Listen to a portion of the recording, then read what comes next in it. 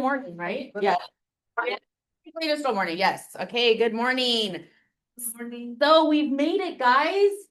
Who went through RPA mastery? Even if you didn't do all sessions, but right, you're probably able to join in on okay, perfect. Did you guys get good benefit from that? I hope so. Awesome. Okay, great. So today we're going to talk about the residential listing agreement. Okay, the RLA. Now, anybody want to take a guess? This is actually just one of how many listing agreements do we actually have access to in our zip forms? I know, yeah. This is one of 3. Okay, yes, we're just used to this, right? We're used to the exclusive authorization and right to sell. It says residential listing agreement, exclusive authorization and right to sell. So this is the one that you're probably gonna always use.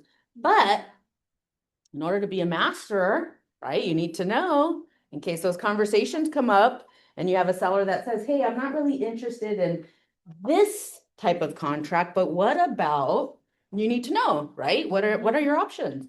So there is the residential listing agreement seller reserved. SR is the abbreviation. When might you want to use that? Well, the seller reserved is actually really, really good if you're working with for sale by owners. Okay? Because it actually lets the seller retain that control, because that's usually what a for sale by owner really wants, right? They want to feel like, oh, I'm still trying, I'm selling my house. But what if you as a professional can actually work in collaboration with them? The reason why I like to talk about that is because, believe it or not, as many times as I've trained on this contract, on the seller reserve contract, I don't see a lot of agents using it. And I think that could be an exceptional marketing point, right? Tool that you can use with for sale by owners. Why? Because the seller reserve contract actually says, I'm only entitled to compensation as a real estate agent if I bring the buyer. So it lets the seller still, hey, seller, you still want to do your open houses, your little, FSBO.com, whatever marketing that they do. That's great. Let's work together. It's almost like you can make it like a challenge, right? Let's see who gets a buyer first. All right. So that works really, really well. You can look at it. Like I said, it looks just like this, but it's called seller reserved. And also, by the way, when I say if I bring the buyer, that actually also means through the MLS as well. So even if another agent sells it, you still get compensation. Okay, so it protects you in that way. The other one is open listing. I don't think that's the third one. I don't really think we work with those a lot, but it is still in your zip forms. Okay, open listing is seller can have 10 open listing contracts with 10 different brokers if they wanted to. Okay, so it just gives you, that's actually really good. A few agents use that with developers, like builders, where very sometimes high end, where they don't want to commit to one agent, but yet you want to be able to market it, like put it on your social media, maybe do a nice open house or do something. So that open listing agreement will at least get your foot in the door, and it'll give you the authorization to market the property. Okay, today we're going to talk about the number one used, which is the exclusive authorization and right to sell. So what I want to highlight here is, look at paragraph 1. Exclusive right to sell. You fill in the seller's name, hereby, and what's the word that it uses after hereby up in paragraph 1? If anybody wants to shout that out. Hereby what? Say it loud. Hereby employees. Employees. Yes, this is an employment agreement. It's a service agreement. I don't know if we've ever really thought of it that way. The seller is employing us. Okay, so this is a service agreement. And who likes to get paid for their work? Because without this, we don't get paid. Okay. And the listing agreement is I like to actually train on this, because if you think about it, isn't a listing almost like the first step in this whole process that that we work with? Like, think about it. With no listings, what good does it do to have a bunch of BRBCs and work with buyers if there's no listings? Right? How many RPAs are we going to work with if we never have listings? Okay, so listing agreements, this contract, super critical, and it's an employee, right? I want us to kind of think of it that way. Some of us already have address it like that. So the terms, okay, always make sure we have the complete property identification, including the parcel number. Okay, let's not forget that. How many before their listing appointments or presentations actually pull a full profile, including a grant deed before your listing presentation, right? Just get into the habit of it. It's so beneficial. You know why? Because I've actually been involved in listing presentations where a seller, believe it or not, just the fact that you have a copy of their grant deed as part of your presentation, some sellers have not seen their grant deed in who knows how long. And they look at it and they're like, oh wow, is that my title? Yeah, there's the title. And guess what? No matter what happens today, I want you to have those because you should have those part of your record. And you're automatically like, wow, because a lot of agents don't do that. Okay, you are there advising them, guiding them, and you're gifting complimentary a copy of the title to their home that they may not have seen in years. Okay, and it already sets you apart as being the professional. So the reason why I bring up profile, not just because of the grant deed, but because of the parcel number. Okay, want to make sure we're dealing with the correct parcel number. Grant deed also is going to verify that you're talking to the right person, right? No good to set aside time to do a presentation and they're not even the ones on title. Right? They're like, oh, well, actually, you know, there was a deed last week, you know, oh, great. Well, that's really great. Okay. So the deed actually starts that conversation because you present it to them and say, this is who, right, is the owner of record. Okay. Now, the paragraph 2 is the grid. Remember the grid? We have a grid like in the RPA. Okay, CAR started the grid format, I want to say like a year or two ago, when it came to the listing agreement as well. Same thing. If we look at first column, and then there's a second column, and it's paragraph numbers, right? Just like remember we talked about in the RPA. So if we're looking at 2A1, for example, and we wanted to get some more clarification, what paragraph number would we turn to? 4G, right? So we're already saying, okay, if we need more information, if we need more details about this 2A1 term, then we're going to go to paragraph 4G. Okay, that's the format of this contract. Listing period. What I want to make sure, and I highlighted here, is that it's not to exceed 24 months if it's 1 to 4 units and not owned by an entity. So if the seller is a corp, an LLC, you can go past 2 years. Okay, but if it's not, if it's an individual owner, we're capped out at 2 years on a listing agreement. Okay, list price, we don't set the list price. We can advise, we can give our professional opinion, but ultimately it's the seller who decides what the list price will be. B, property specific. This is the same form here up on 2B. I highlighted mobile and probate, conservatorship, or guardianship because this is our base contract for listing agreements. What that means is this is the same contract that we would use if it's a mobile home listing. Okay, or a manufactured home, or a probate. Remember, we used to have a probate listing agreement? Remember, we used to have a manufactured home, mobile home listing agreement? We don't anymore, okay? So it's a straight RLA. Think of it like the base contract, but you can add these addendums if it's for those type of properties, okay? Compensation is always negotiable. It's not fixed by law.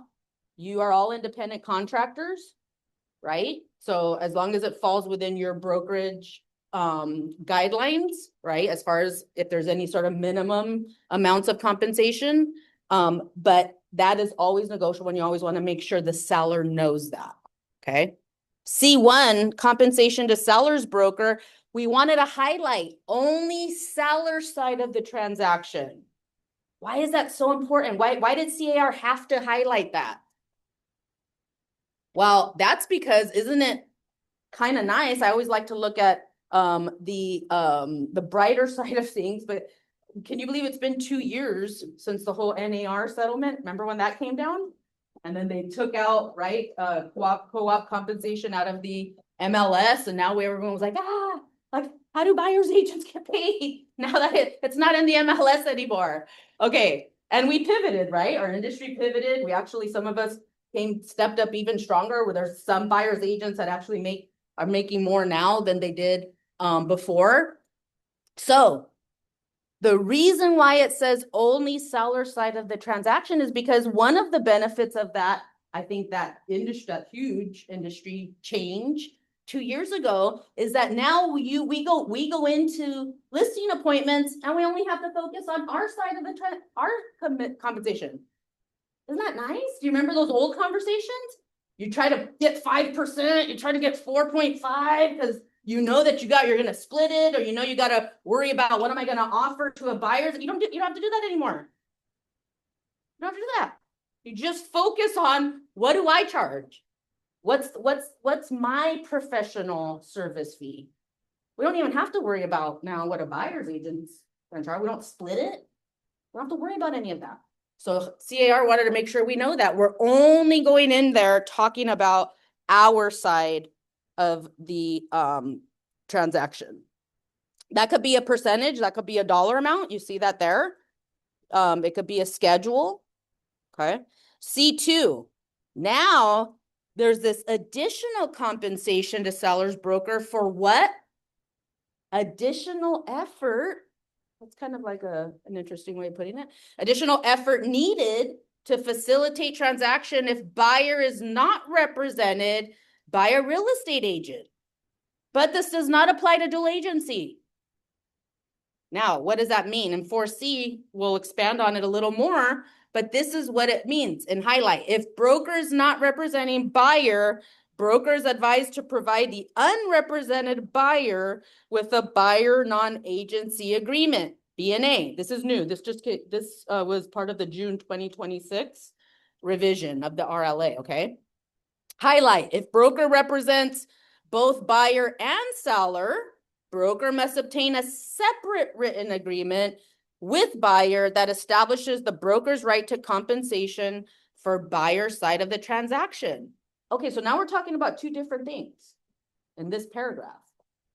Okay, we're talking about there's an opportunity for additional compensation to me as the listing agent. Why? Well, because it's like this. Hey, seller, there's some buyers that may want to self-represent. They might not even want me as their agent, and they don't want to hire any other agent. So if that's the case, seller, and this is optional. You don't have to do this, but the contract gives you the opportunity as a listing agent to do this, to have this conversation. I could say in those circumstances, seller, because I will need to be doing additional effort, which means what? I got to open the door. I got to probably, accompany them to the home inspection. I got to do this. I'm going to give them the disclosures. I'm not going to guide them on that, but I have to give it to them, and I have to say, hey, these are the disclosures. I have to do the things that typically a buyer's agent may do administratively. So for that, I charge seller whatever. That's where you input it, whether it's a percentage, a flat fee, or you don't, right? You don't have to charge that, but if you're going to be doing the extra work, now's your chance to get the seller to acknowledge that they're paying for that. Because the buyer's not going to pay you, right? The buyer's not represented by you. That's why they didn't want an agent to begin with, right? They don't want an agent. Okay, so that's point number one. Point number two is it says if you do, listing agent, end up representing the buyer, because that's not what we just talked about. That was just for extra administrative work that you're going to have to do, right? It's not that you were the buyer's agent, but if you are going to be the buyer's agent, this is point number two in the same paragraph. The only way you get paid, because it's not here, is by what? A separate written agreement with the buyer, which we know that as what? What is that now called? BRVC. Okay. So if you are a dual agent, the only way you get paid to represent the buyer is the BRVC. not the seller. Not here, I should say. Seller can pay it, but what do we negotiate that? How do we negotiate that if we want the seller to pay? Through the RPA. Right? But it's not here. It's not on the listing agreement. Completely separate. Okay, so that's what C2 is referring to. Continuation periods, that just means, hey, if you leave that blank, in 4D2, it talks about that. If you leave, because I do see that line blank a lot, which is line C3, continuation period. That's okay if you choose to, but all that means is once your contract expires, and if the buyer works out a deal directly with the seller a week later, there's no continuation period because you didn't put a date. You didn't put a number of days. You didn't put 30 days, 60 days. So they could, in essence, work out a deal amongst themselves right after it ends, unless we put some sort of continuation period, which we'll talk about in D2. Seller obligation to pay previous brokers. We always want to ask that, right? If I was going to take a listing, I would say, hey, have you signed another listing contract, right? With another broker? I'd want to know that. Why? Because they might have a continuation period that I don't know about. And I might get a call a week from a buyer that says, hey, I really want to offer on that. They might have already offered on it with the other broker. And now the other broker's really entitled, right, to it. Not me. So we want to make sure we ask those questions. Okay, C5, fairly new. It came out in the December revision. It's the RAD form. How many of you have worked with that? RAD. Okay, it's the now what we use for disclosures of referral fees. Okay, so on C5, broker is paying a referral fee related to the representation of seller. So if this listing lead or client came from somebody referred the client to me, I need to disclose that here. Because I need to let the seller know, right, that other broker is going to get paid a referral. That also includes Zillow. So if it's Redfin, Zillow, Realtor.com, or just an individual, right, broker to broker, we disclose it, and then it attaches the RAD form. Okay. Items included and excluded. This is pretty self-explanatory, right? Let's make sure we always do that. We've had disputes over some of the most incredible things that I would never guess. Rose bushes being removed, right?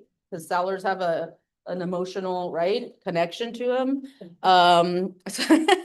So that's our time to have these conversations, right, with the seller. Sellers, are anything you intend on removing from the property? Okay, super important. Anything leased? Do you have solar panels? Have those conversations. What's the balance on the solar panel? Is it assumable? Is it, right? All of those questions. Smart home features. MLS, property will be marketed in the MLS. It's going to you say which MLS it is. What's your primary association? And then it's going to attach MLSA, which is what we'll talk about at the very end, because you can exclude it, but you got to do it right using that form. Okay. Seller on E2 is the publication of seller willingness to consider concessions. This is pretty much the only thing that we were allowed to do once the whole NAR change happened. We could ask the seller, hey, seller, were you planning or are you willing to offer, right? To consider offers asking for concessions, right? We can't necessarily market that like it says here. Right, in the MLS, we can if it's permitted. I don't know of any MLS that does allow it, to be honest, or in any other marketing outside of the MLS. Now that's really good, because yeah, you can market, right? If the seller is wanting to pay, oh my God, if the seller's like, absolutely, I want tell agents, bring buyers. I will gladly pay a buyer's agent. Now you can put that on marketing outside of the MLS. People were getting really creative. They were putting it on lock boxes. Yes.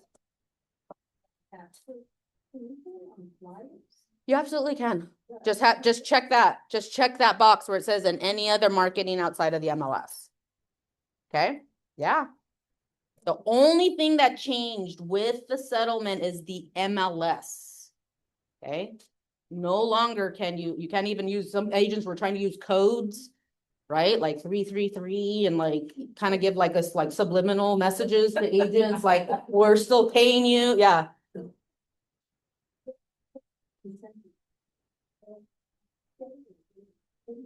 You put whatever the seller says they want you to put. So the seller says, well, take 2%. Sure. You actually put a percentage On what? on the- On a flyer with this box checked. Okay. Okay. E3. Seller instructs broker not to take you or use photographs in marketing except as required by MLS. Some sellers, right, may want you to have that instruction.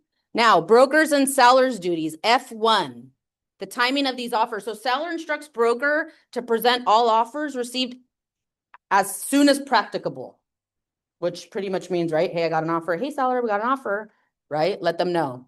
Or they have like this delayed option as well, which 7B talks about that because there's maybe pros and cons to that. We'll talk about that. But you could put here, they want it presented. Have you ever seen that, right? All offers will be presented on August 5th, or you know what I mean? Something like that.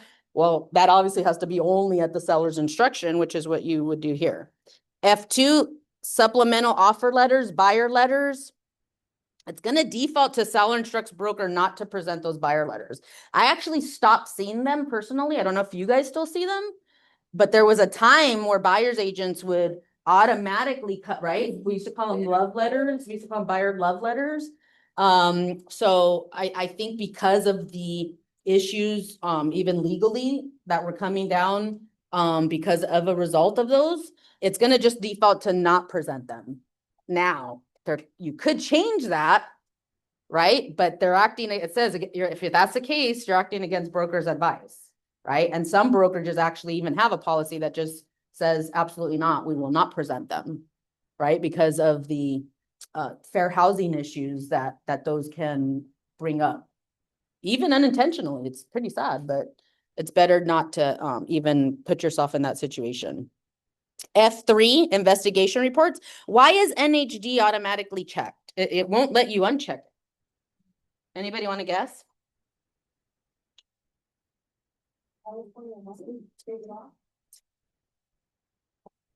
That's a good, because it is one of the disclosures that is required. However, it's also super important if you think about it. Isn't it the NHD that also identifies the, let's just say, required disclosures as a result of whatever the NHD shows, right? The fire, is it in a high, very high fire? All of that, without knowing that, if we don't know that from the very beginning, it's going to be a little more challenging. It's not to say you can't catch up after you have an offer, which you can, but it's kind of like wise to know that in advance, right? You have to tell the seller. In fact, this is a good time to tell the seller. The reason why we're going to order the NHD seller, obviously it's at their expense right now, is because we need to know if the property is in one of these zones that requires additional disclosures. Okay. This is what's interesting. I think I might have told you how different Northern California is. When I had the opportunity to oversee the state as a managing broker, some of this was just completely different. You know, they order all of their disclosures, everything on here, pretty much, in advance. And their MLS, they actually upload the whole disclosure package. So when you're out, right, with a buyer, you've already downloaded all the disclosures when you're showing the property. And you're like, this is what we got, right? So most of those offers actually are non-contingent from the very beginning because sellers like to see those contingencies removed. So this is interesting because when I look at this, I have to, right, for SoCal, it's a little different. Northern California, they do that automatically up front. And I could see some benefits to that, right? That's not that bad. There's some benefits to that. And so that's just the way they do it. Okay. G, exceptions to ownership and title. Another good reason why you have that grant deed right? Is because you say, this is how the current title is showing.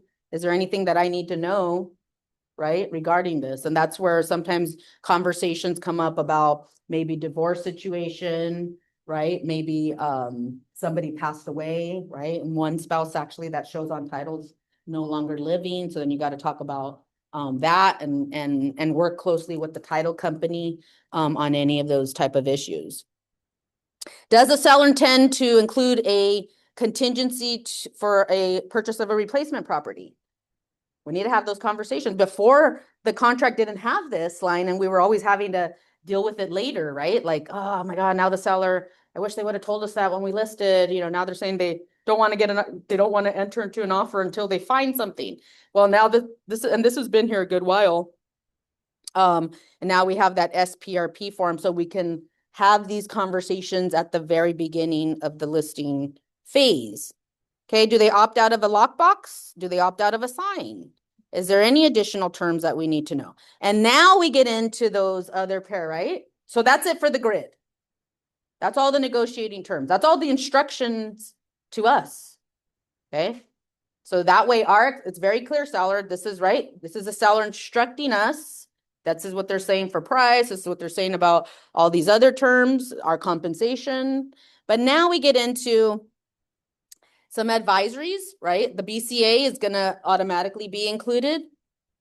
If it's a trust, we're going to want to throw in the trust advisory. REO advisories, okay, but I can tell you right now, having worked with many as an REO listing agent, they're not going to use this contract.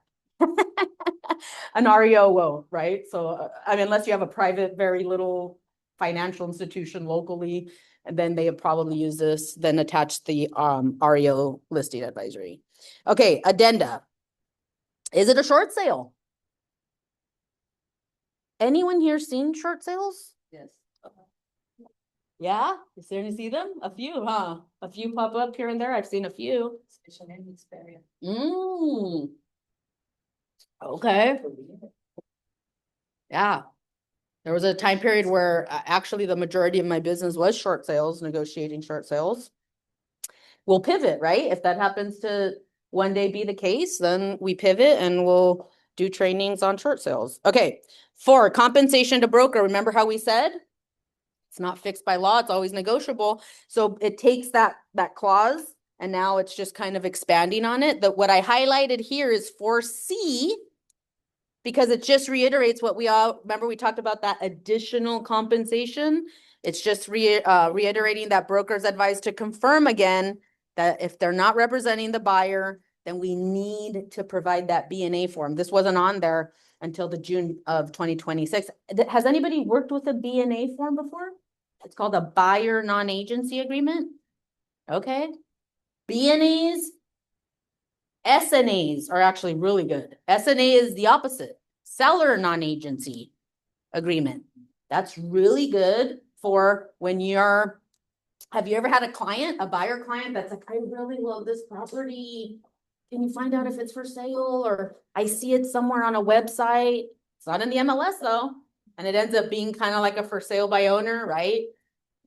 Yeah, you can represent, you can do that. You can help, you can probably or help facilitate that. But in that case, you would get an SN, which is a seller non-agency. Seller, you're letting the seller know, I don't represent you, seller, right? I represent the buyer.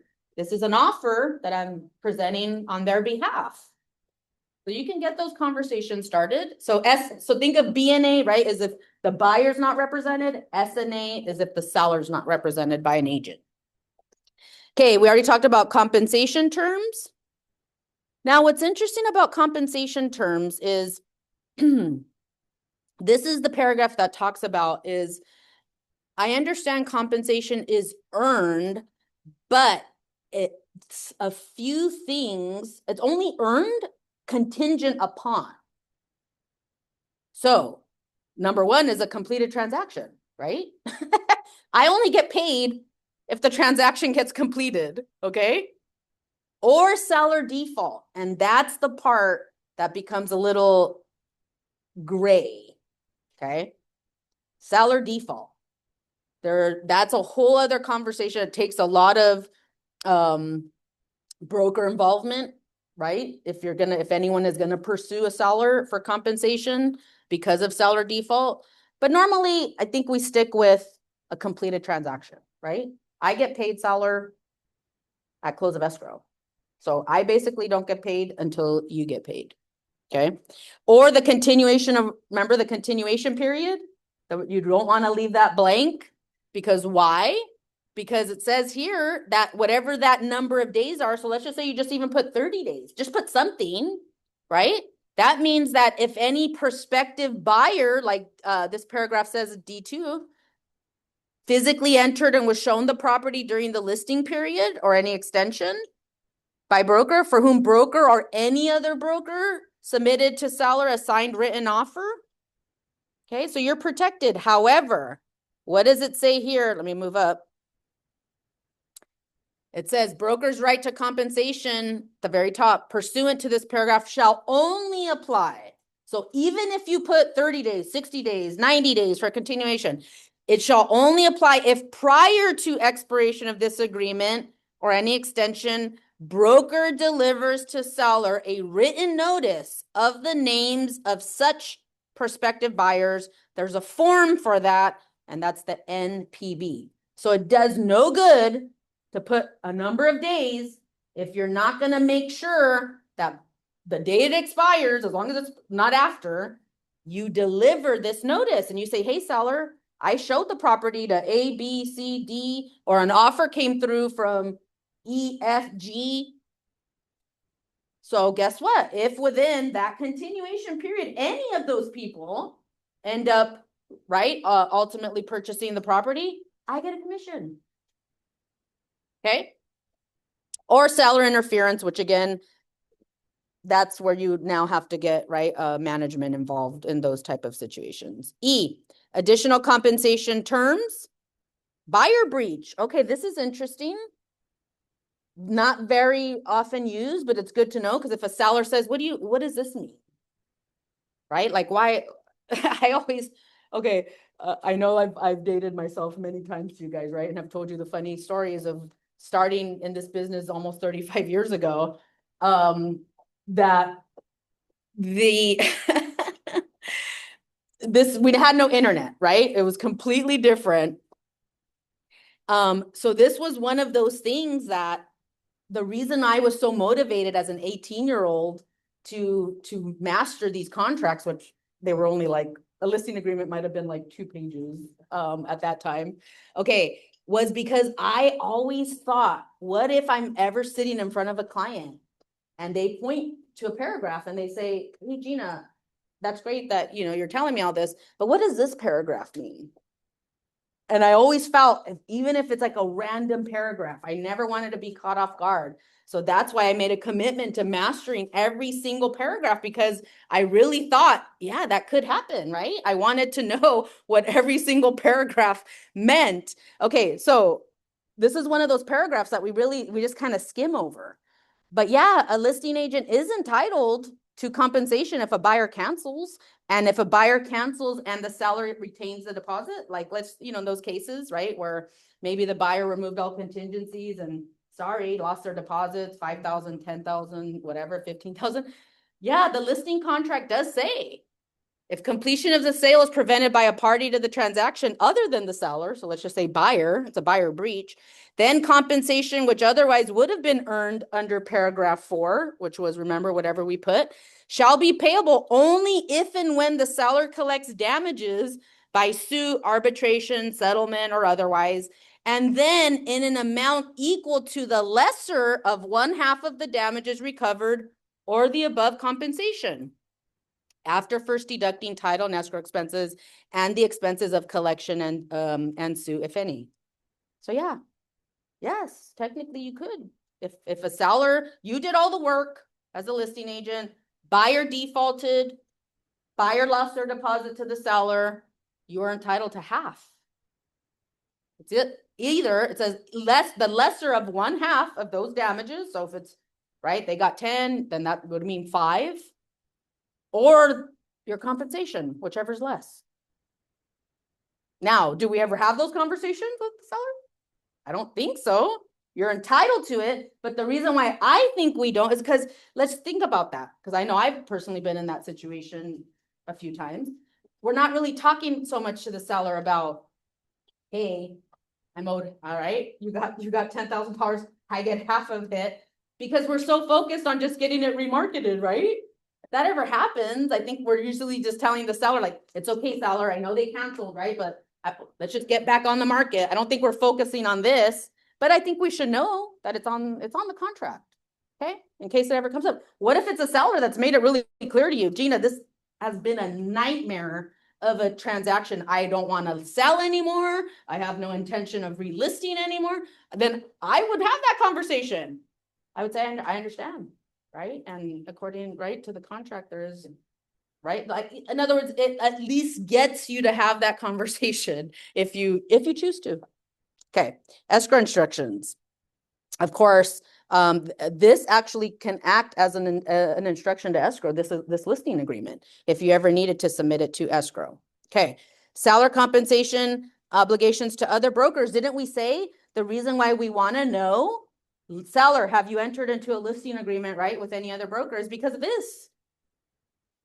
Because if not, right, if we don't ask, yeah, then they might actually owe that other broker. If one of a buyer comes forward, you think, wow, this is great, I got a buyer, and then all of a sudden you get a call, right, from the other broker that said, hey, no, I've been telling the seller, if that buyer comes forward, I've been working with them for a long time, and I have, right? So that's why we have those conversations. Maximum listing period, we already said, is 24 months. If it's an entity, items excluded and included, please always address that in advance. We talked about solar panels, leased or liened items, smart home features. I like this. Look at 6. Seller representations. So important. And I have a love-hate relationship with technology, right? Not necessarily because when I first started, there was no technology. You were considered bougie if you had a fax machine, okay? Back in those days. But this is, I love the efficiency, okay? I love that. I love the fact that you can get a listing signed in a few minutes and get it in the MLS in a few minutes. I love that. It's great. The part that I don't like so much is that it has taken us away, right, from these necessary conversations, because we're just so like, just sign it, I send it to you, sign it, right, as soon as I get it back, and then we don't go over these contracts. Yep, I'll have it up in the MLS, it'll be on Zillow by tomorrow, right? We're just so focused on that. Boom, boom, boom, boom, boom. But look at this, seller representation. We need to have this. Seller, you represent that you're unaware of any notice of default recorded against the property. Yeah, I need to know that.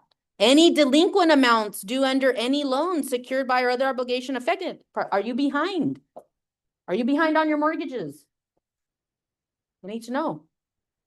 Is there any bankruptcy, insolvency, or similar proceeding affecting the property? Any litigation, arbitration, administrative action, government investigation, other pending or threatened action that affects or may affect the property or your ability to transfer it? Any current pending or proposed special assessments affecting the property? Tons of, right? That happens a lot with HOAs. There's a lot of disputes with HOA assessments. Seller shall promptly notify broker in writing if seller becomes aware of any of these items during the listing period. But if we never ask the seller this, how are they supposed to know? Yeah. We've had issues where agents are working hard, getting a deal, getting an escrow, only to find out that there's a trustee sale date as soon as they get the prelim. Okay. So all these conversations need to be had at the time of the listing. Broker responsibility. Okay. Seller, you represent this. Here's my broker duty as well. Okay. This is interesting. Look at, I highlighted number 2 in this paragraph, 7A. Advertise and market the property by any method. So it says brokers authorized. That's how it starts, right? Brokers authorized but not required. You could order the reports that we went over on that list, 7E. Advertise and market the property by any method. Interesting. It's saying brokers authorized to advertise and market the property by any method and in any medium selected by broker. including the MLS, the internet, social media, and to the extent permitted by these media, control the dissemination of the information submitted to any medium, and disclose to any real estate licensee making an inquiry the receipt of any offers on the property and the offering price of such offers. Yes. Yes, we are authorized to do that unless the seller instructs us otherwise, right? In writing. Yeah. So you know when you get those odd, like weird, like phone conversations where you're calling on a listing and you're like, hey, I have a super interested buyer. How many offers do you have? And they get like super like, why are you asking me that? Like all like, and you're like, yeah, how many offers do you have? What's the highest offer you have? And they're like, oh my God, like you're not supposed to be at like it's like calm down. Your contract says you can tell me. You can, unless the seller has instructed you otherwise. I get that. But we know most of the time that's not the case, right? So yeah, as a buyer's agent, you can say, how many offers do you have? What's the highest offer you have? If I came in at 550,000, what do you think? Does it give us a chance? Should we, right? Like you can have those conversations. Presentation of offers, that's the one that we talked about. There's different strategies. But what did the grid tell us? That we're going to present them as soon as practicable, right? However, some sellers may opt to do the delayed. That's considered more of a strategy that the offers will be presented at a later time. And that's fine as long as the seller knows this, right in the middle of the paragraph. Okay. Additionally, says certain buyers may not be able or allowed, number one, to pay compensation to a buyer's broker. That's one. Oh, I'm sorry. I was looking at the first one. Let's read it from the beginning. There are different strategies for obtaining the best offer for the seller. Sellers advise that certain buyers may prefer not to be in a competitive situation and either may not make an offer if there's an instruction that all offers will be presented at a later time, or may try to make a preemptive offer that will expire shortly, hoping that seller will accept before the presentation date. Additionally, certain buyers may not be able or allowed to pay compensation for a buyer's broker. These buyers may request for seller to pay buyer's broker through a term in the purchase agreement or through a separate compensation agreement. Sellers advised to discuss the best strategy for seller related to the presentation of offers. But if we keep reading here, if seller instructs broker to present offers, it's as soon as possible. Look at 2A.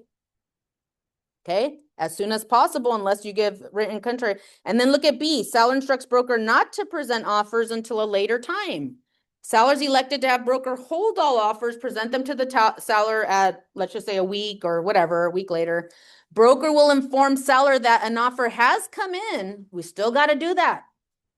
Even if they tell us present later, but we do need to still inform them, hey, I had an offer come in, but will not submit the offer to you, right? Unless you give me some other instruction otherwise.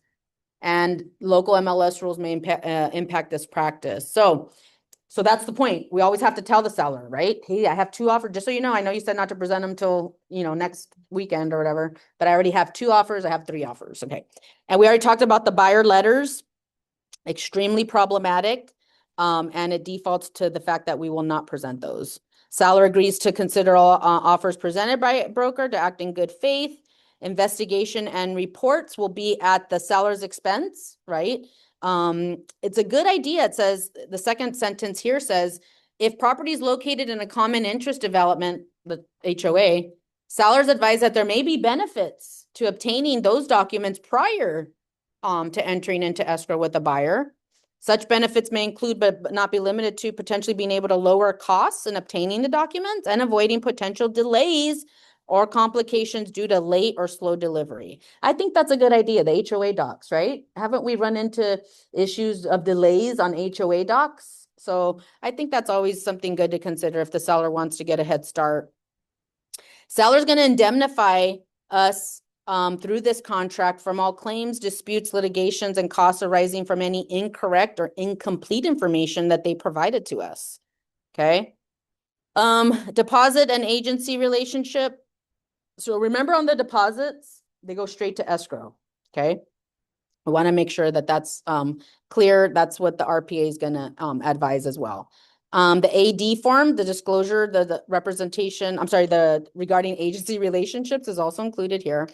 Now, dual agency, what if the discussion comes up for dual agency? That's fine. It says, if a buyer is procured directly by broker or an associate licensee in broker's firm, seller hereby consents to broker acting as a dual agent for seller and broker.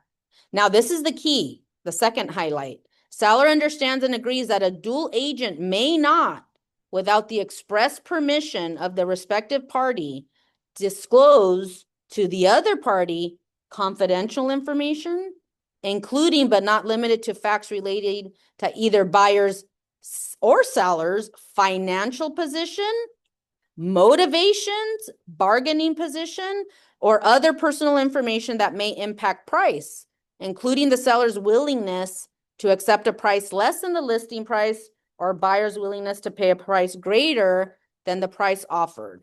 Now, I'm going to pause there. California is a state that allows dual agency. There's other states that don't. Why? Because of what I just read right now. Okay. The states that do not allow dual agency, but for now, California does, is because they've come up with the conclusion that if I'm a seller's agent, okay, I'm the listing agent. Let's think of really how this plays out. Okay. I know that the seller has a financial hardship. They need to get out of the state. They have a job waiting, maybe in another state. I know that. They've told me that. And I've listed that. They've told me to go ahead and list the property at 800,000, but they've told me, Gina, we need to get out of here. We'll take 700,000. Okay. We need you to know that. Okay. Thank you. And then I now talk to buyers, right? And now I represent a buyer who tells me, Gina, we really love this house, right? Can you please, right? These are all real conversations, right? That we have with sellers and buyers. We only qualify for 750. Do you think the seller will take 750? What do I say? Really, just stop and think about it. I already know the seller has already confided in me that they're desperate. They're willing to take as low as 700. And now I have a buyer say I owe the same duty to both parties. And they're saying, if we make an offer for 750, do you think they'll take it? That's a tough spot, right? Because I owe honesty and loyalty to both. And confidentiality. Exactly. Well, yeah, that's the whole point, right? Make an offer. You're not guaranteeing anything. As long as you don't guarantee anything and you're not revealing, right, the confidential information. That's why we need to be careful. If you've seen those comments, sometimes even in the MLS, that I think they now monitor that, where it would say like divorce situation, need to sell now. Like they used to, usually that's in the private remarks, right?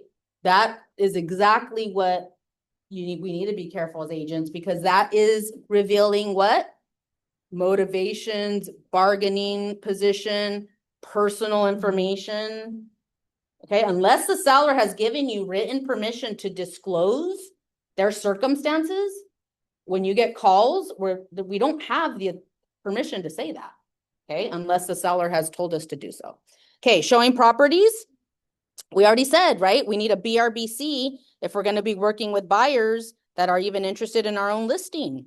Potentially competing sellers and buyers, that's the PRBS form. Unrepresented buyer, what? That's fine, as long as we have a BNA, okay? Or if they came through an open house, you can have there's another form as well. We're going to confirm agency relationships in the RPA. When does this terminate? An F. Technically, this terminates upon the completion of any transaction or the expiration of this agreement. Seller concessions, if you want a detailed explanation of what might constitute a concession, it tells you here, escrow, title, lender fees, repairs, etc. Security and insurance. These are the only points that I wanted to make here as we wrap up. Let's be careful on the paragraph 11. We do want our sellers to take reasonable precautions and safeguard their valuables. Why? For showing even open houses. If they have, like a paragraph 11 towards the end, If they have audio or visual devices that record, like the paragraph says, they're advised to post a notice.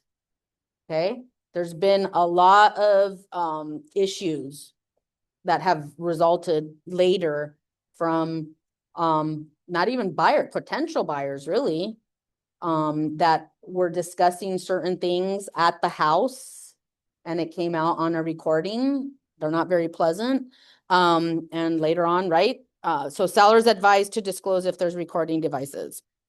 12, these images that we're using, we're taking pictures, right?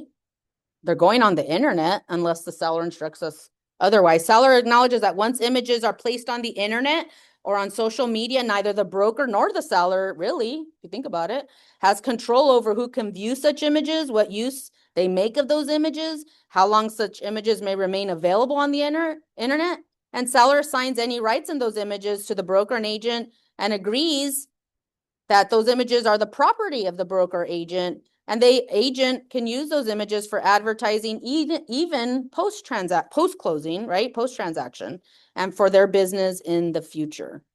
This one I really wanted to say, I know we read that, but in practical terms, when you're going through a house as a listing agent and you're going through the rooms and before you have any public photographs taken, look out specifically for children's bedrooms. Okay, the reason why this was highlighted and without them getting into very specifics is because of incidents where children's bedrooms were photographed and they had awards sometimes on the wall with the name of the child's school, their grade, sometimes all of that. And once that hits the internet, we already said don't have control over that. Okay, so I recommend whenever I see that, I always recommend for them to take that down. Okay. What about the personal photos? That's another thing too. I mean, some people are okay. Usually they say the less personal the photographs are, right? People like to walk through a home and kind of envision how they're gonna have the property, right? They're their own picture. So you might want to take down, right? Some of those, but the ones that are super important are anything that identifies a child's name, full name, name of school, all of that kind of stuff. Okay. Third-party use and taking of images is kind of like what we just said. We can't control that. We could put a comment in the MLS trying to block, the use of them, but really we have no control over that. Digitally altered images, that just came out, that was a January 1st law. It's actually California law. Has anyone been using, like if you enhance your listing photos using any sort of software or AI, they do now have this required disclosure, okay, that you has to have a link to the original photographs. Key safe lockbox, we talked about that. They can opt out if they wish to. Now, if your property's tenant occupied, please make sure to use the KLA form. It's a great form, okay? It serves two purposes. It actually gives you the written authorization from not only the seller, but from the tenant to install a lockbox, and it has the ability for the tenant to also stipulate hours for the showings. So you actually get that in advance from the tenant. Like they could say showings to be, let's just say Saturday and Sunday between 9 a.m. and 2 p.m., whatever. So it's actually a really useful form whenever you're dealing with tenant occupied properties. Already talked about sign equal housing. This is all your template boilerplate stuff. Mediation's always going to be automatic, right? If there's a dispute, they agree to mediate. This does constitute the entire agreement. Ownership and title, again, I'm just going to emphasize that. Make sure your title's clear. If you're dealing with an entity, which is what? A corp, an LLC, a trust. So maybe, what if my seller here, right, is a corporation or an LLC or a trust or a power of attorney? Those are all entity, right? Sellers. So the contract wants us to emphasize that we need to establish who is the legally authorized signer of that entity. And it even tells us, like what? Well, like for a trust, we want the certification of trust. If it's a probate, we want the letters testamentary or a court order. right? A power of attorney.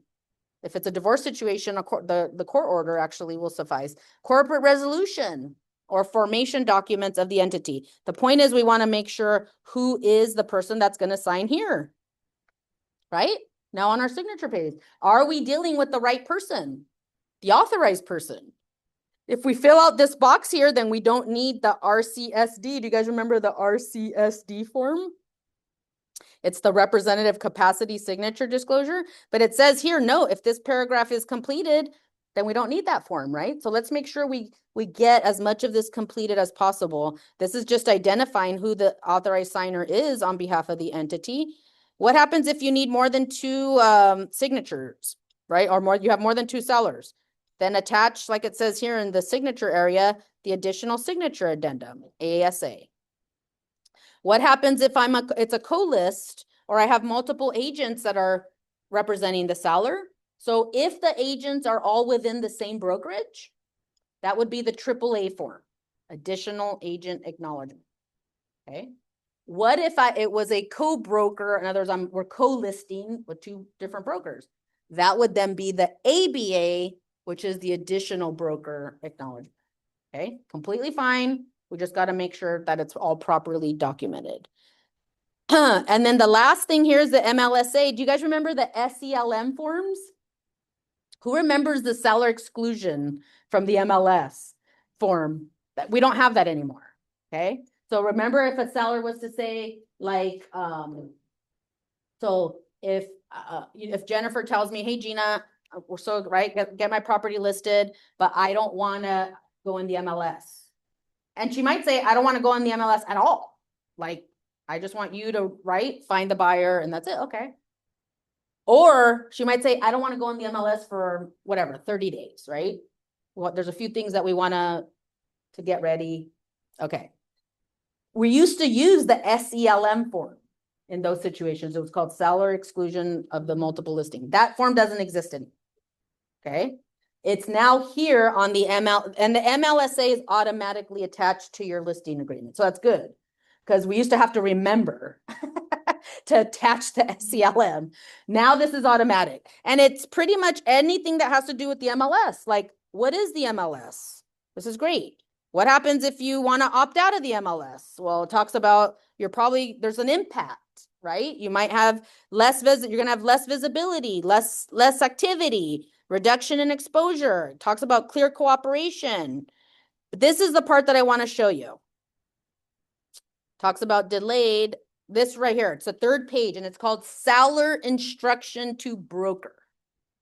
Okay, it's page 3 of the MLSA. And this is now what acts as the instruction to us as far as what does the seller want to do? Do they want a total internet opt-out?